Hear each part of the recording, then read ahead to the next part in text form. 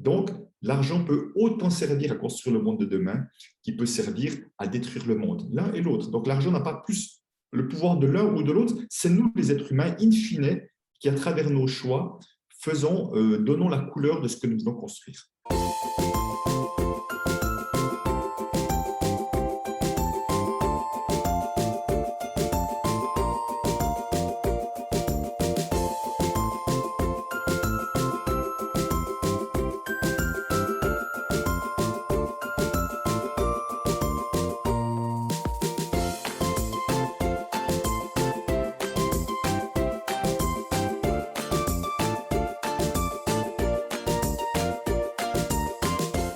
Bienvenue dans La Forêt qui pousse, l'émission des multipassionnés qui changent le monde.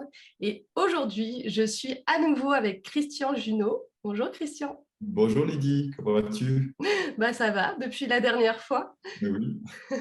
Je dis depuis la dernière fois parce que pour les personnes qui ne l'auraient pas vu, on a fait une première interview ensemble déjà sur un autre sujet.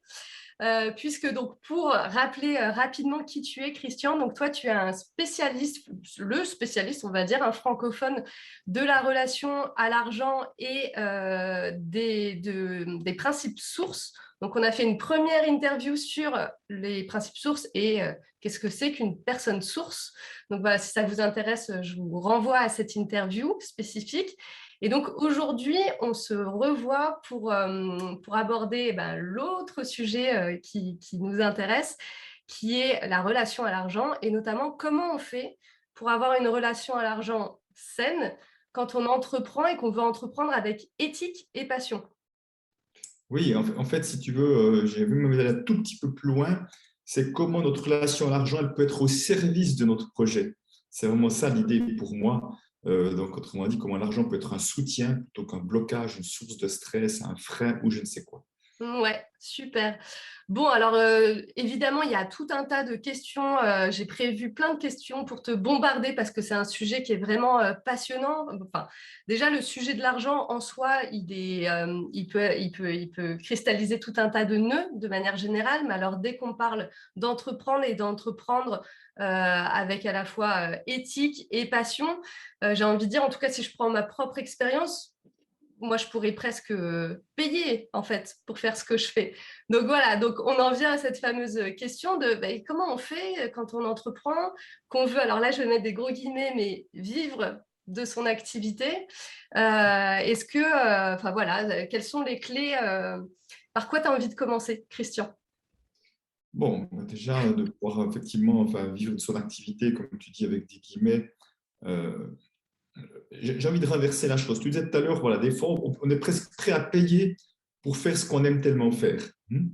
Et il me semble, mais tu me diras si tu es d'accord avec moi, que quand j'ai affaire à des gens passionnés, c'est quand même génial. Quand j'ai affaire à des gens qui aiment ce qu'ils font et qui ont le sourire, qui ont la banane, c'est quand même génial. Et tu es d'accord qu'en tant que client, qu'est-ce que je suis? Moi, en tout cas, je suis content d'honorer avec mon paiement quelqu'un qui me fait un travail avec passion. Je ne sais pas si tu me Oui. rejoins là-dessus. Ah oui, complètement. Enfin, moi, personnellement, je préfère donner mon argent de manière générale à quelqu'un qui a la banane et qui a l'air d'aimer ce qu'il fait Oui. que quelqu'un qui a l'air de s'emmerder un petit peu. Voilà. Hein. Et qui tire la gueule, on est d'accord. Et je tire la gueule, je dis, il n'y a pas de jugement, je regrette beaucoup pour eux. Ouais. Donc, si nous sommes les deux comme ça et beaucoup d'autres sont comme ça, pourquoi est-ce que nos clients ne seraient pas tout heureux de nous payer également pour une prestation qu'on fait, qu'on vit avec passion, avec joie? Il n'y a pas de raison qu'ils soient différents de nous, on est bien d'accord. Ouais. Ouais, donc ça, c'est déjà une première clé. Donc ça, c'est vrai que c'est important. Et si on allait faire un petit tour du côté vraiment voilà, parmi les personnes qui nous regardent dans la forêt qui pousse, il y a beaucoup de gens qui sont écolos, qui portent ces valeurs-là très, très fort dans leur vie et donc dans leur activité. Pourquoi, d'après toi, ça peut être si difficile quand on est écolo, qu'on porte ces valeurs-là pour réussir à se faire payer son juste prix dans son activité? Alors, j'ai envie d'aller un tout petit peu au-delà du fait d'être écolo, pour reprendre tes termes. C'est-à-dire qu'il y a une première croyance très limitante que je rencontre qui est vraiment très courante. C'est cette croyance qu'il faut travailler dur et beaucoup, voire même souffrir, pour mériter de l'argent en contrepartie. Ouais. Tu vois, avant, on gagne un salaire, hein, et un salaire, voilà, on tire la gueule pour gagner de l'argent. Hmm. Donc, il y a cette croyance-là qui est très forte. Alors, elle est d'autant plus forte pour toutes ces personnes. Je suis sûr que la plupart des personnes que tu rencontres sont comme moi et peut-être comme toi, je ne sais pas, souvent dans un deuxième, voire dans une troisième activité professionnelle. Hmm. Bien souvent, la première activité n'a pas été forcément l'activité de cœur tout de suite. C'est en train de changer. De plus en plus de jeunes s'autorisent à ça. Mais pendant très longtemps, moi, ceux que je rencontre, la plupart du temps, c'est une deuxième ou troisième activité. Hmm. Donc, tout à coup, on va vers une activité de cœur, une activité qui nous passionne. Et on peut avoir l'impression que faire ce qu'on aime ne nous demande pas beaucoup d'énergie, voire même nous donne de l'énergie parfois. En tout cas, quand Hmm. on va s'écouter et faire des pauses de temps en temps.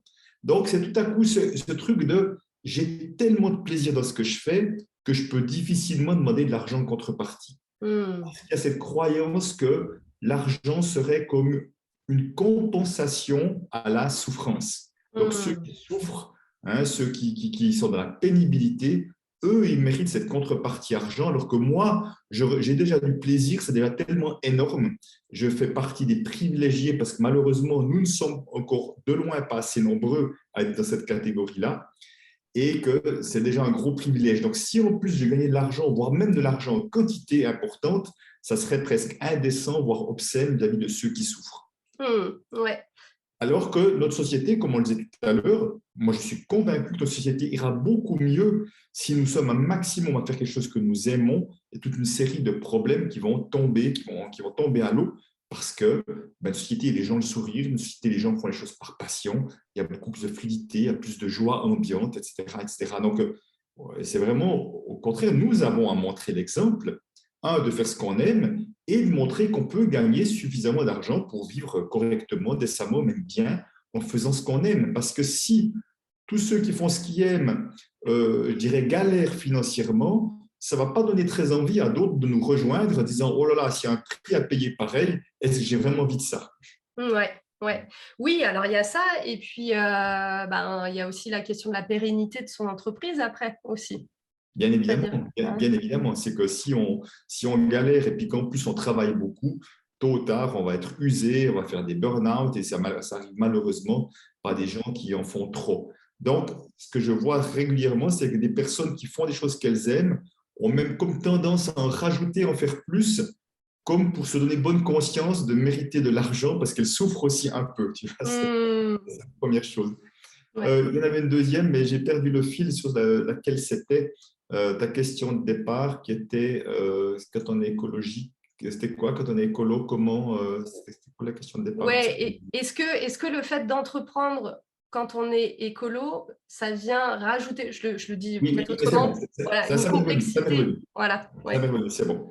Alors oui, la deuxième chose que je voulais dire, c'est que, alors, quand on est un côté écologique, donc proche de nature, et j'ai envie d'ajouter une chose, quand on a peut-être une forme de spiritualité qui est bien au-delà de la religion, pour moi évidemment, ça peut être la religion, mais ça peut être bien au-delà de la religion, il y a cette notion de que, si tu veux, c'est comme si les valeurs et ce côté spirituel étaient beaucoup plus importants que les questions d'argent. Hmm. C'est comme si tu veux, il y avait le côté spirituel qui était vraiment au-dessus, au-delà du côté matériel. Ouais. Parce que derrière le matériel, la matière, il y a un mot qui s'appelle matérialiste et qui est très mal vu. Il y a du Hmm. mot matière et matériel. Et pour moi, il y a une erreur, c'est-à-dire que nous sommes, selon ma croyance, des êtres spirituels venus nous incarner dans la matière. Hmm. Donc, si on est venu s'incarner dans la matière, c'est pour y faire quelque chose dans la matière. Parce que si on veut juste rester à planer, dans ce cas-là, il n'y a pas de raison de s'incarner. On peut rester sous forme d'âme, d'ange ou je ne sais quoi, selon les croyances des uns et des autres. Donc, dès le moment où on vient s'incarner dans la matière, on a à se frotter à la matière et on a à faire avec, à apprendre, à progresser, même si c'est inconfortable. Et clairement, l'argent fait partie de la matière, c'est-à-dire le premier, on y a avec le premier chakra d'ailleurs, le chakra de base. Donc l'argent en fait partie, effectivement. Sur d'autres planètes, si la vie existe, a priori, il n'y a pas d'argent, mais là, il y a de l'argent. Ouais. En l'occurrence, pour l'instant, l'argent existe. Ouais. Donc, c'est vrai que souvent, c'est pour moi notre puissance, c'est vraiment la réunion de l'être spirituel que nous sommes et de l'être venu s'incarner dans la matière. C'est pas Hmm. en rejetant l'un ou l'autre, c'est en unissant l'un et l'autre comme le yin et le yang font l'unité. Pour moi, c'est pas autre chose que cela. Ouais. Ouais. Et alors, en préparation de cette interview, on a pris le temps de discuter un petit peu, évidemment. On parlait aussi de la question du capitalisme et de finalement, comment dire, le fait d'entreprendre, quand on entreprend encore une fois, hein, avec des valeurs fortes, avec, voilà, avec une activité qui a du sens, finalement, à quel point on peut être dans le rejet de l'argent. Est-ce que tu peux nous en parler? Je pense que tu le Oui, diras mieux avec tes mots. oui, tout à fait, oui. C'est un point vraiment important que tu mets en avant. C'est-à-dire que très souvent, quand on est dans, je mets des guillemets, ce nouveau monde, en tout cas, cette volonté, cette envie de créer quelque chose de nouveau dans lequel je m'inscris pleinement aussi, si tu veux, il y a souvent un problème, c'est qu'il y a une sorte de rejet de l'ancien monde. Mm, Et dans ce rejet de l'ancien monde, il y a le rejet de ce que certains appellent le capitalisme, le système économique, etc., etc. Alors, évidemment, le système économique, moi, ne me convient pas non plus. Je le connais comme assez bien dans mes années de banque pour avoir vécu ça de près. Mais simplement, le problème qu'il y a, c'est que souvent, derrière ce rejet du capitalisme, du système économique, il y a le rejet de l'argent qui est associé. ouais. C'est-à-dire que c'est comme si on rejette le bébé l'eau du bain. Et je dis, le système économique n'est pas l'argent, le capitalisme n'est pas l'argent. Bien évidemment que dans le capitalisme, on peut voir des dérives en lien avec l'argent. On peut voir des personnes, des multinationales, mais derrière les multinationales, il y a toujours des êtres humains, hein, à 100% du temps, qui en veulent toujours plus, qui sont prêts parfois à faire n'importe quoi pour avoir plus d'argent. Mm, Et simplement, si on reste juste focalisé là-dessus, on a tendance à dire l'argent burk. mm, Alors que ça, c'est juste une partie des comportements avec l'argent, parce qu'il existe aussi de l'autre côté d'autres êtres humains qui sont en capacité de gagner beaucoup d'argent et de le faire circuler d'une manière qui a du sens, et de le faire circuler d'une manière qui construit ce nouveau monde, et de faire profiter toutes les initiatives de financement participatif et autres à travers des fondations, d'accélérer même ce mouvement-là. Donc c'est pour ça que c'est important de voir, de remettre l'argent à sa place. mm. L'argent n'est pas la cause de quoi que ce soit. C'est-à-dire que nous, individuellement, à chaque instant, pouvons choisir de quelle manière je vais utiliser l'argent. Et c'est pour ça que je dis que l'argent est un formidable bulletin de vote, parce Mm. que chaque fois que j'utilise mon argent, je vote pour une forme de société. Et si j'utilise mon argent auprès de sociétés, auprès de projets qui ont du sens, je suis en train de construire la société de demain. En Mm. même temps, si j'utilise mon argent à acheter des produits sur Amazon ou dans des multinationales dans lesquelles je ne partage pas mes valeurs, je suis en train de leur dire, vous pouvez continuer de la sorte, je vous encourage, la preuve, j'achète des choses chez vous. Tu vois, Mm. donc c'est vraiment un encouragement qu'on donne d'un côté ou de l'autre. Donc, l'argent peut autant servir à construire le monde de demain qu'il peut servir à détruire le monde, l'un et l'autre. Donc, l'argent n'a pas plus le pouvoir de l'un ou de l'autre, c'est nous, les êtres humains, in fine, qui, à travers nos choix, donnons la couleur de ce que nous voulons construire. Ouais. Oui, en fait, ce que tu dis, c'est que, en quelque sorte, l'argent, c'est un outil et ce qui compte, c'est finalement au service de quoi on le met, Oui, cet outil. Mm. absolument, Ouais. comme toutes sortes de choses, absolument. Et comme je dis, je donne souvent l'exemple du couteau. Le couteau peut servir pour plein de choses formidables. Il peut aussi servir à tuer de manière ignoble. Ce n'est Ouais. pas la faute du couteau, c'est le porteur du couteau qui va faire le choix de ce qu'il en fait. Ce n'est pas Ouais. différent de l'argent, en fait. Ouais, complètement. Ouais, ouais, c'est une, c'est une belle comparaison. Et du coup, alors, dans le livre que tu as écrit, Ce que l'argent dit de vous, que j'ai adoré et que je recommande vraiment à tout le monde de lire parce qu'il est d'une simplicité, d'une accessibilité, d'une pédagogie vraiment géniale, moi, je trouve. Merci. Euh, Écoute, avec grand plaisir. Euh, tu parles notamment du fait qu'on a tous une relation avec l'argent. Donc ça, déjà, c'est quand même intéressant de le noter parce qu'au-delà de l'argent en tant que tel, voilà, ce qui est intéressant, c'est la relation qu'on peut entretenir avec l'argent et à quel point finalement, quand on est contre l'argent, et ben, finalement, on va mettre en place de manière inconsciente des choses qui vont repousser l'argent de nous. Oui, oui, alors effectivement, donc nous avons tous une passion à l'argent, sans exception. Alors, je dirais, sauf peut-être des peuples qui vivent retirés dans lesquels l'argent n'existe pas, mais ça reste minoritaire sur cette planète-là, pour l'instant, en tous les cas. Oui, puis je pense Et qu'ils ne nous regardent pas sur YouTube. voilà, en fait, ils ont mieux à faire. Donc, euh, donc c'est-à-dire, et à mon avis, 95% des gens, au moins, n'ont pas conscience d'une relation à l'argent parce que c'est un sujet tellement tabou dont on ne parle pas comme si ça n'existait pas. Et Ouais. pourtant, comme tu le mentionnes, ça a beaucoup plus d'influence et d'impact sur notre vie que nous l'imaginons. Donc, dans les différentes catégories que j'ai repris de Peter Koenig, mon mentor sur le système de relation à l'argent et des principes sources, il y avait le mouvement que j'appelle les repousseurs. C'est-à-dire que c'est des personnes, et j'en rencontre beaucoup et beaucoup dans ce nouveau monde, enfin de cette construction de nouveau monde, je rencontre beaucoup avec des belles valeurs, qui ont des projets super, qui ont des talents, qui mettent de l'énergie, qui auraient tout pour réussir, si ce n'est que leur relation à l'argent n'est pas au service de leur projet. C'est-à-dire que inconsciemment, souvent inconsciemment la plupart du temps, mais pas toujours, ils ont tendance à projeter, ou autrement dit, à coller une étiquette sur, voilà, ils ont à coller une étiquette sur l'argent qui est négative. L'argent, c'est l'injustice, l'argent, c'est sale, l'argent, c'est la cause des problèmes dans le monde, l'argent, c'est une source de conflit, tu vois, quelque chose de négatif. Donc, si je colle quelque chose, je projette quelque chose de négatif sur l'argent, c'est logique et cohérent que, même si c'est inconscient pour certains, je ne cherche pas à attirer de l'argent à moi, puisque je perçois cette chose-là comme pas bien, comme négative.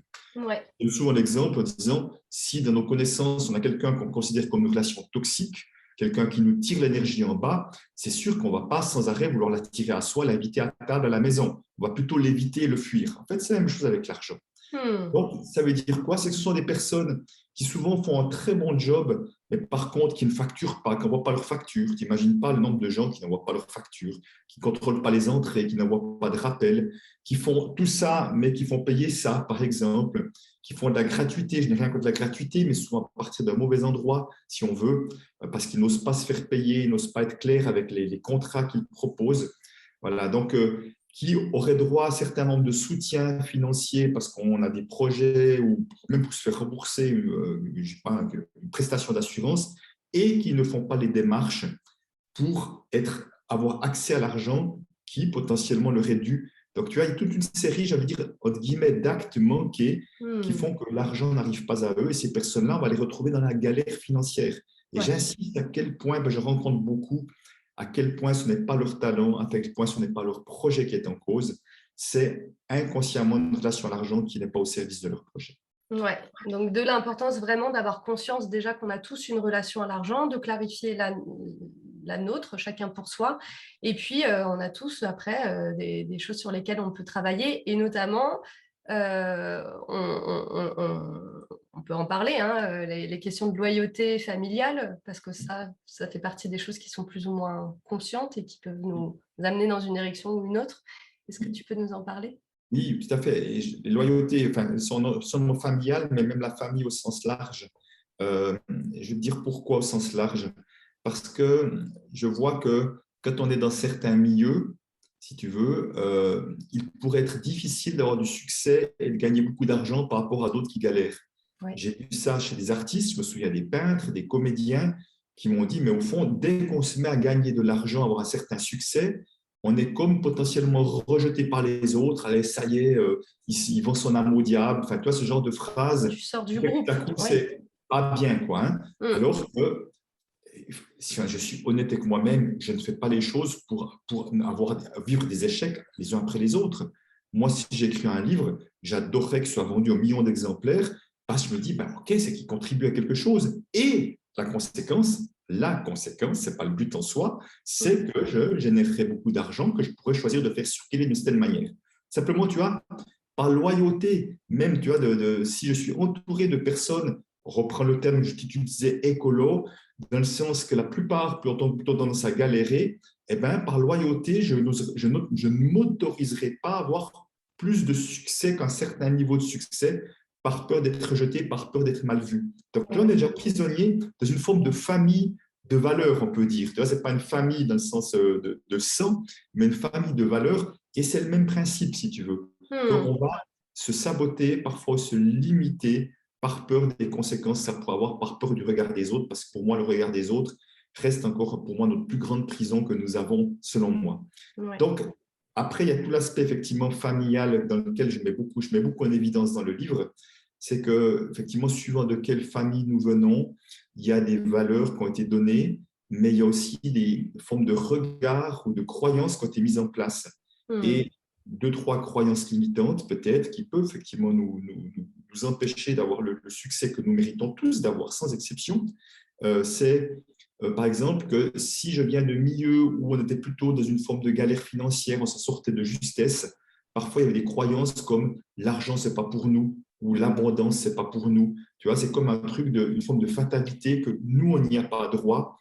Et par loyauté, par appartenance, on revit les mêmes choses. Ou alors, un petit peu mieux, c'est acceptable, mais pas plus, parce que quelque part, on pourrait comme ne plus être en appartenance, voire même être banni du clan. Et on porte encore cellulairement qu'à une époque, ceux qui étaient bannis du clan, c'était la mort. Alors qu'on n'est plus là-dedans aujourd'hui, bien évidemment, mais cellulairement, pour moi, on porte encore cette peur-là, cette peur très archaïque, en quelque sorte. Donc, il peut y aussi avoir des croyances qui font que on a entendu dire, on s'était sous-entendu que les riches sont des malhonnêtes, les riches sont des profiteurs ou gagnent leur argent sur le dos des autres, par exemple. Ce genre de croyance-là qui fait que je ne m'autoriserai pas à gagner trop d'argent de peur d'être perçu comme riche du milieu d'où je viens, donc comme pour profiteur, donc comme pour malhonnête, tu vois. Ce qui fait qu'encore une fois, je vais garder plutôt le profil bas parfois aussi.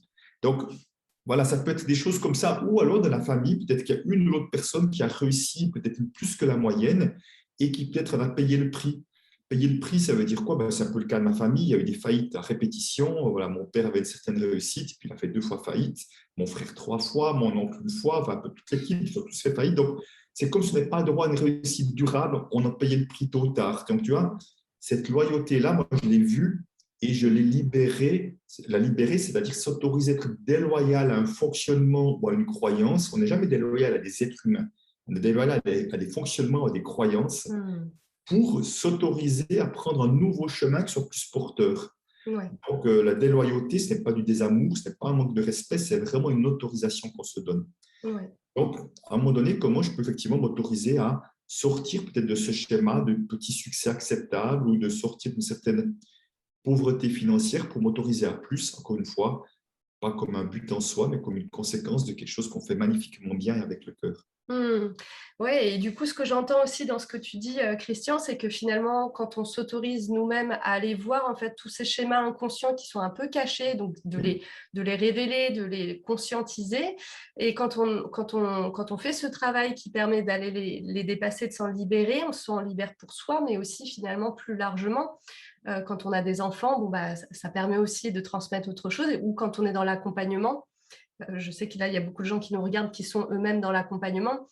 C'est aussi une manière de transmettre, d'inspirer une relation plus saine à l'argent. Très clairement, c'est bon pour ceux qui nous suivent. On ouvre un nouveau chemin. Je peux te dire, je vois ma fille qui est indépendante. C'est impressionnant comme elle s'engouffre dans cette brèche qu'on a ouverte, mon épouse et moi aussi, d'une manière magnifique. C'est beaucoup plus facile pour elle. Juste pour la petite histoire, mon épouse, il y a 32 cousins, cousines, il y avait 0 indépendance. C'est un truc de fou quand même que tu penses, tu vois. Ouais. Donc, je peux dire qu'elle elle a dû créer un nouveau chemin, mais comme tu veux rendre de la forêt jungle, à la jungle, à la machette, tu vois. Ouais. Alors que moi, j'avais une série d'entrepreneurs, donc le chemin, il y avait certes des embûches avec les faillites, mais le chemin est déjà tracé. Donc, on ne part pas au même niveau les uns les autres et c'est important juste de le voir. Donc, si tu veux, ces loyautés qui nous limitent, je donne souvent l'image, sont comme des élastiques invisibles qui sont accrochés dans notre dos et on met de l'énergie pour avancer, puis ça nous tire en arrière. Donc, une partie de l'énergie qu'on utilise et juste ne nous permet pas de beaucoup avancer ou ralentir, voire parfois ça nous ramène en arrière. Ouais. Ah oui, ça c'est vraiment édifiant, je trouve, comme image, parce que et je pense que tu dois aussi rencontrer beaucoup de personnes comme ça qui mettent énormément d'énergie dans leur activité et comme tu le disais tout à l'heure, qui font des choses, mais vraiment avec talent, avec cœur, avec passion et énergie. Et c'est vrai que c'est désespérant en fait de voir le décalage entre cette énergie mise dans les projets et puis finalement le peu de résultats et le peu de sécurité économique derrière. Donc voilà, toi tu parlais de ces élastiques. On s'était dit qu'on aborderait peut-être aussi la question des prix, de comment on fait pour poser ces tarifs. Je me dis que c'est peut-être une bonne passerelle, si ça t'inspire.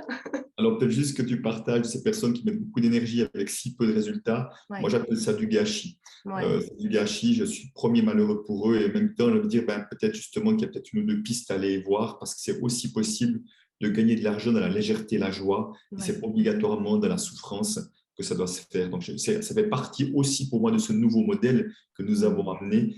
j'utilise même plus le mot travail aujourd'hui, je parle de mon activité professionnelle ou de œuvrer, parce que le mot travail est tellement connoté que pour moi, je n'ai plus envie d'utiliser ce mot-là aujourd'hui. Alors oui, la notion de prix est une grande difficulté pour beaucoup de personnes. Pourquoi déjà? Parce que tu vois, c'est la notion de prix, et j'ai envie d'englober ça dans la partie commerciale. Hein, la partie Ou commerciale le d'une. gros mot. Oui, j'ai un gros moteur. Si après, en plus, je dois me mettre à être un vendeur, ça devient un super gros mot, tu vois. Donc, et au fond, c'est quoi la problématique? C'est que cette partie dite commerciale, c'est comme la partie que les gens se coltinaient, mais auquel ils n'ont aucune envie, tu vois. C'est comme parce que je choisis une activité parce que c'est quelque chose qui me passionne, et en même temps, eh ben, si je ne me rends pas visible, si je ne parle pas de ce que je fais, si je n'arrive pas à créer un contrat ou arriver à en parler, voilà, d'une certaine manière, ça va être compliqué de faire des affaires. Je ne dis pas que c'est impossible, certains pour X, Y raisons, vont attirer les affaires tout seuls à eux, c'est aussi possible, mais pour la plupart, c'est pas comme ça que ça se passe. Donc ça, c'est la partie corvée. Donc, ça demande de changer son regard. Et tu sais, moi, à l'époque où j'étais à la banque et quand moi d'aller chercher des nouveaux clients, j'avais horreur de ça. J'étais très mauvais parce que je n'ai pas envie de faire des promesses que je n'étais pas capable de tenir. Et aujourd'hui, quand on me dit, mais je ne sais pas comment tu fais pour vendre ce que tu fais, je dis, mais je ne vends rien.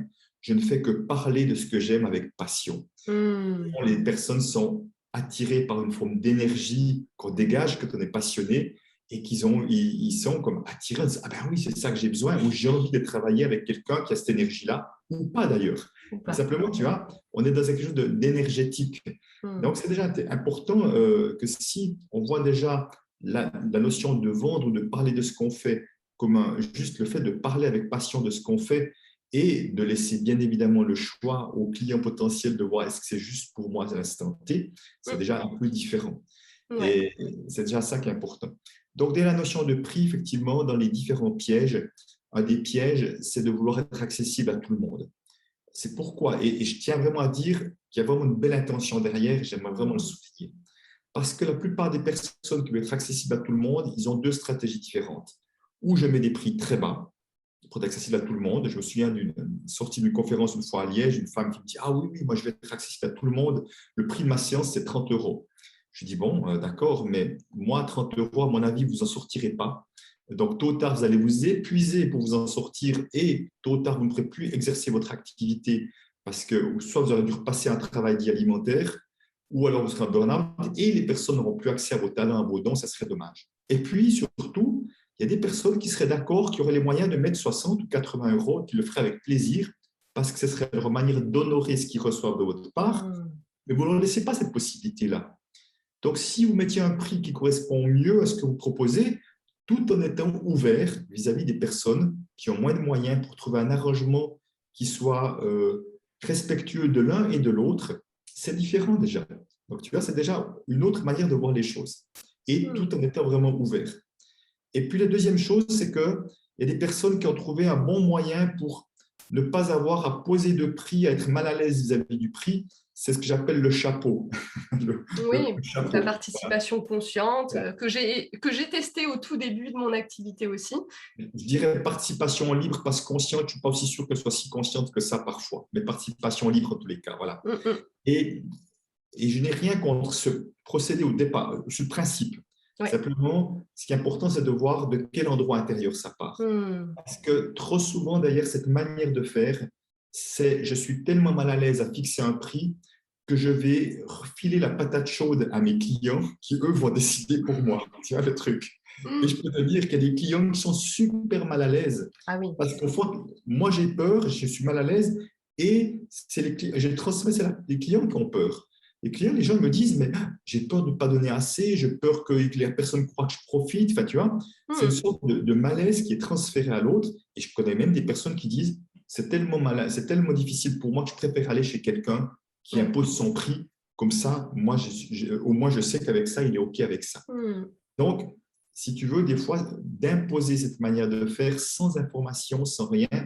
Je partageais hier, je faisais un webinaire hier avec une communauté où on faisait cette vidéo, et quand j'ai partagé ça, c'était un mot dit, ça parle tellement de moi, effectivement, et j'ai vu combien de fois j'étais déçu parce que j'ai reçu un retour dans un atelier. Oui, c'est ça. Parce que si je suis repousseur avec l'argent, eh ben, je vais attirer dans la matière ce que je dégage comme énergie. Les gens ne vont pas me donner grand-chose parce qu'au fond, je ne suis pas prêt à recevoir beaucoup. Ouais. Alors que si j'ai vraiment une relation à l'argent qui est, je dirais, bien assainie, je pourrais faire ce système-là, ça fonctionnera très bien, parce que je suis vraiment prêt à recevoir. Mais si je ne suis pas vraiment prêt à recevoir, ce que je recevrai ne correspond souvent pas à ce que j'ai donné, il y aura de la déception. Parce que, encore une fois, ça ne part pas du bon endroit. Donc, c'est pour ça que c'est vraiment important d'aller voir ça derrière.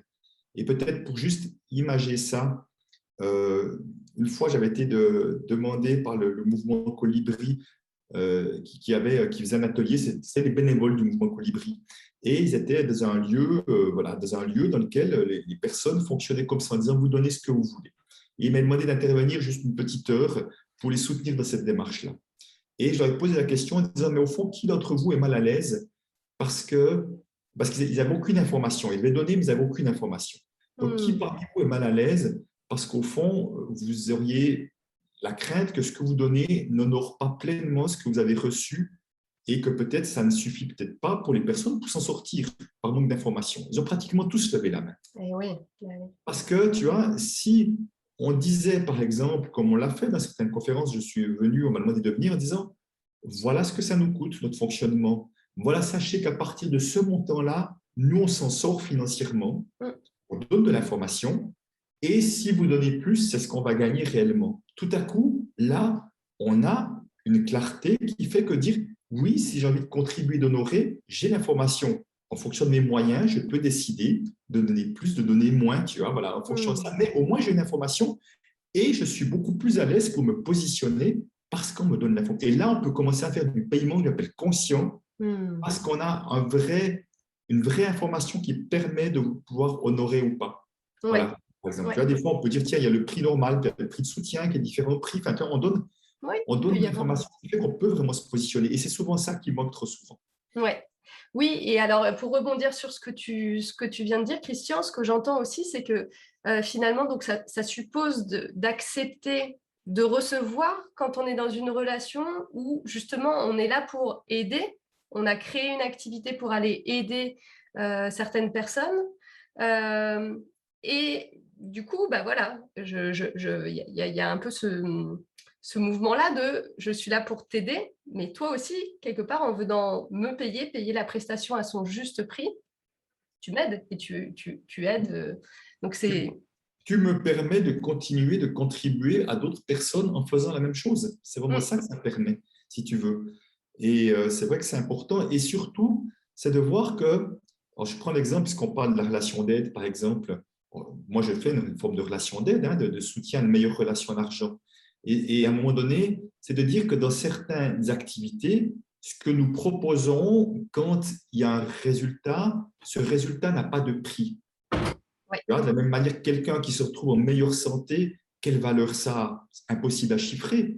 Tout à coup, si tu as une meilleure relation à l'argent et tu cesses d'avoir des conflits en famille, quelle valeur ça a? C'est une valeur énorme, mais tu n'arrives pas à la chiffrer. Si tout à coup, ça te permet d'avoir une activité de cœur que tu peux réaliser tous les jours et qu'il y a de la pérennité, c'est une valeur énorme. Et donc, si tu veux, c'est important de voir qu'au fond, ce que nous proposons potentiellement n'a pas de prix. Simplement, on va comme y fixer un prix où on peut choisir d'y fixer un prix, même si pour certains, ça sera beaucoup trop au marché pour ce qu'ils reçoivent, et pour d'autres qui, pour X ou Y raison, ça ne leur fait aucun effet, ça sera trop cher. Ça fait partie de tout ça et c'est vraiment OK avec ça. Donc, c'est vraiment aussi d'être en lien avec se dire que c'est vrai que le prix qu'on a, le prix dans le sens des bénéfices, hein, c'est intéressant d'utiliser le mot bénéfice potentiel pour les personnes, c'est bien au-delà d'une question d'argent. Et il y a bien des personnes qui disent, mais tu sais, j'aurais été prêt à payer beaucoup plus pour recevoir ce que j'ai reçu ou pour ce que ça m'a permis derrière. Oui, complètement. Et puis alors, peut-être que tu en as fait l'expérience, mais moi, personnellement, il y a des formations ou des accompagnements que je me suis offerts qui ont un bouleversement dans ma vie et dont aujourd'hui, je ne me rappelle plus le prix. Parce qu'en fait, finalement, l'information, elle n'était pas là. Quand on se souvient du prix, c'est mauvais signe en général. C'est quand on est content. C'est une chose au restaurant. Quand tu ressors du restaurant, tu es super content, tu t'oublies le prix, tu te souviens juste de ce que tu as mangé, de l'ambiance, etc. Tu te souviens de plein de choses, mais tu ne te souviens plus du prix. Le prix devient dérisoire à ce moment-là. Ouais, complètement. Bon, et du coup, il y a une petite chose quand même qu'on n'a pas abordée pendant cette interview, c'est ta propre relation, toi, Christian, à l'argent, quand toi, tu es devenu entrepreneur. Parce que, donc avant, tu travaillais, tu l'as expliqué dans la précédente interview, donc tu travaillais dans une banque où tu étais salarié, et puis il y a un jour, bon, bah voilà, bah tiens, peut-être que tu peux le raconter en quelques mots, avec tes mots à toi, ce serait sans doute Oui, encore tout plus à fait. juste. Donc déjà, moi j'étais conseiller en placement financier, j'avais affaire à ceux qui avaient plus d'argent que la moyenne et j'ai vu très vite que même si on a beaucoup d'argent, même en étant millionnaire et multimillionnaire, on peut avoir plein de problèmes d'argent, des problèmes avec l'argent aussi. Et moi-même, j'avais d'excellents revenus et pourtant j'avais une grande peur de manquer. Il faut savoir que la peur de manquer, c'est de loin la peur numéro un dès qu'on parle d'argent, mais de très loin, je peux te dire, hein. Et quels que soient les montants d'argent qu'on gagne, je crois que ça n'a pas de rapport en quelque sorte. Hmm. Et effectivement, donc moi j'avais cette relation à l'argent compliquée, ce qui avait forcément aussi une incidence dans ma famille. Et un jour, j'ai eu la chance d'avoir mon fils à table qui me traite de radin. Et ça a été un électrochoc pour moi, ça n'a pas été agréable du tout. Ah bon, ça c'est bizarre. Ça a été un électrochoc en me disant, mais se pourrait-il que si il me voit comme pas assez généreux à son goût, parce que c'est ça qu'il disait de manière un peu maladroite, je n'étais Hmm. pas assez généreux à son goût, pourrait-il penser que je ne l'aime pas, ou en tout cas pas autant, pas beaucoup, si je me comporte de cette manière-là? Je ne dis pas qu'il avait raison, mais en tout cas, il y avait un fond de vérité probablement.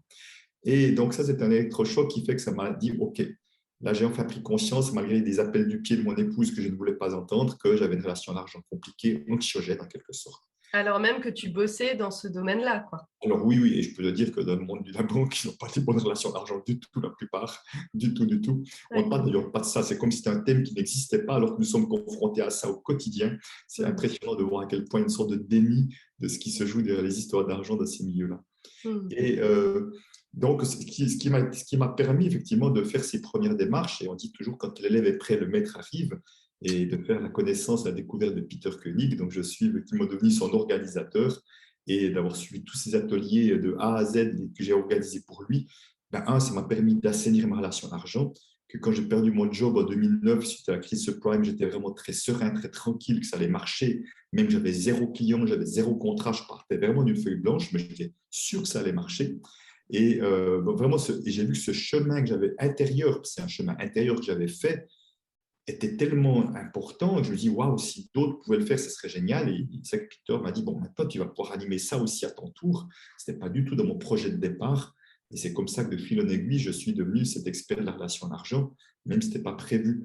Donc, il y a eu, si tu veux, je crois qu'on n'est jamais aussi bon que par ce à quoi on a pu traverser. Parce que si j'avais jamais eu de problème avec l'argent, je serais un imposteur pour parler de dire il y a qu'à, il faut que, machin, tu vois. Mais Alors, oui. dans plein de peur, même il y a d'excellents revenus et un certain montant d'économie et d'épargne, me montrait bien qu'il y a autre chose qui se jouait là. Ouais. Et bien évidemment, je peux en parler aussi en connaissance de cause. Ouais, ouais, ouais. Donc ça n'a rien à voir avec le nombre de zéros Non. inscrits sur le compte en banque, parce qu'effectivement, on peut avoir beaucoup de zéros et se sentir en insécurité totale, ou avoir beaucoup moins de zéros et au contraire être dans la confiance. Oui. Mm. Peut-être une dernière chose, j'aimerais dire, si tu es d'accord, c'est que je crois vraiment que une des grandes problématiques que je rencontre de plus en plus avec les êtres humains, c'est leur difficulté à recevoir. Qu'au fait, beaucoup d'êtres humains ont une grande capacité à donner, une grande générosité. Mm. Et au fond, pour moi, la vie est par définition, elle est abondante. Et vraiment que je parle d'abondance, c'est tellement plus vaste qu'une question d'argent, bien évidemment. Et la vie est prête à nous amener tout ça. Et nous ouvrons le canal du recevoir de manière très limitée. Mm. Et on se raconte, j'ai un terme un peu cru, mais on se raconte des histoires de merde pour penser que je ne mérite pas, que je peux recevoir ci ou ça. Enfin, Mm. voilà, parce que de mon enfance, il y a eu ci, oui, mais de mon enfance, ça fait 20, 30 ans, je vais le coltiner combien de temps ce truc-là? Je ne pouvais pas à un moment donné le déposer et puis passer à une autre histoire peut-être plus porteuse, tu vois. Ça fait Mm. cette bonne partie de ce que je fais dans mes activités, c'est vraiment de lâcher ces histoires de comment je peux ouvrir toujours plus grand, parce que si on est tous à vouloir donner, des personnes être prêtes à recevoir, on va avoir un vrai problème dans notre société. Tu m'étonnes. Donc, c'est important qu'on puisse voilà, connaître le tuyau du recevoir qui soit aussi gros et débouché que le tuyau du donner. C'est comme ça que ça va circuler avec fluidité, avec joie. Et c'est vraiment important. Je crois vraiment qu'il y a une vraie problématique de départ, de base qui est là. Super, bon, bah, c'est joyeux ce que tu partages là, et puis imagé, du coup, moi, enfin, en tout cas, je vois le tuyau. C'est bien, au moins c'est clair. Et alors dis-moi Christian, qu'est-ce qu'on fait si on a envie justement, alors déjà de clarifier sa relation à l'argent et puis derrière d'aller nettoyer tout ce qu'on Alors, aurait je crois que identifié. le premier point, c'est vraiment d'apprendre à s'observer parce qu'on est Mm. confronté à l'argent au quotidien à travers les multiples achats qu'on va faire, même quand on va manger au restaurant, de quelle manière on regarde la carte, voilà, qu'est-ce que je regarde en priorité, à quel point le prix est une priorité ou pas, à quel point je suis capable de me faire plaisir avec mon argent, c'est toujours destiné pour les autres. Enfin, et j'ai la facilité à mettre des prix, à tirer de l'argent ou pas. Donc, les échanges, les discussions qu'on peut avoir au travail, en famille, est-ce que c'est fluide ou pas. Enfin, il y a tellement, tellement d'endroits que je reçois de factures, quand je fais mes paiements, tout ça, on est confronté à l'argent. Donc, vraiment d'apprendre à s'observer comment je me comporte, comment c'est de gagner de l'argent, comment c'est à l'idée de faire des dépenses, des investissements aussi, parce que souvent on voit des dépenses, alors que parfois ce sont plutôt des investissements, c'est juste deux regards différents. Donc, commencer par là pour décrypter un petit peu mes comportements là où c'est fluide et là où ça ne l'est pas du tout. Alors après, bien évidemment, le livre que j'ai écrit a justement comme but, en tout cas, de soutenir et d'aider des personnes à mettre plus de conscience, voire à faire un travail de transformation. Et parfois, il y a des personnes qui se rendent compte que ce n'est pas suffisant. Donc, ça demande peut-être d'aller voir quelqu'un, effectivement, qui va peut-être me permettre d'aller plus loin. C'est pour ça que je fais des ateliers, je fais des formations sur Internet, entre autres. C'est pour accompagner ces personnes-là aussi, quand elles estiment qu'elles ont besoin d'aller un peu plus loin. Simplement, ce que je dis simplement, c'est que si vous désirez vous faire accompagner par quelqu'un, vérifiez que cette personne-là a déjà assaini ses relations d'argent, parce qu'on ne peut pas accompagner ses clients à avoir une meilleure relation d'argent si moi-même j'ai une relation d'argent qui est épouvantable. Donc, moi, il y a des endroits où je n'irai pas accompagner des clients parce que je sais que j'ai ce chemin à faire avant pour pouvoir les accompagner. Je dis ça parce que j'ai tellement de coachs et thérapeutes qui viennent me voir. Je sais que c'est des métiers où ce n'est pas aussi simple que ça d'être à l'aise avec l'argent. Et donc, il y a des personnes qui ont fait ce chemin, qui peuvent le faire. Dans tous les cas, je ne suis de loin pas le seul, et heureusement. En tout cas, je forme des spécialistes chaque année, d'ailleurs, depuis l'année passée, cette année encore, pour eux-mêmes aller essayer de faire ce travail de transformation et faire en sorte que l'argent prenne moins de place dans notre société. Je suis personnellement convaincu que l'argent prend beaucoup trop de place dans notre société, ne prend pas la juste place. Donc, il est plus que temps de changer tout cela. Waouh, merci pour ce mot de la fin, Christian, c'est beau. Et puis, je trouve que ça apporte beaucoup de lumière pour l'avenir. Enfin, moi, ça me parle en tout cas. Merci Lydie, merci aussi de ton intérêt à mes activités, ça me touche beaucoup aussi. Bah, écoute, avec grand plaisir. Et donc, pour les personnes qui nous écoutent et qui veulent aller un petit peu plus loin, Christian, est-ce que tu peux rappeler le nom de ton site internet que je mettrai de toute Oui, façon tout à autour fait. de la vidéo? Donc, 3 fois W, c'est Juno avec un D au bout, conseil au singulier.com. Voilà, donc c'est Juno conseil en une fois.com. Voilà, et puis après, allez sur ma chaîne YouTube, il y a plein de vidéos gratuites aussi. Donc, c'est aussi une manière voilà, c'est aussi une manière de contribuer. Donc, on peut contribuer de plein de manières, avec du gratuit, avec du payant, pour qu'il y en ait pour tout le monde aussi. Super. Bon, bah encore merci à toi, Christian, pour tout ce que Avec tu nous as plaisir. partagé. C'est hyper riche Merci. et nourrissant.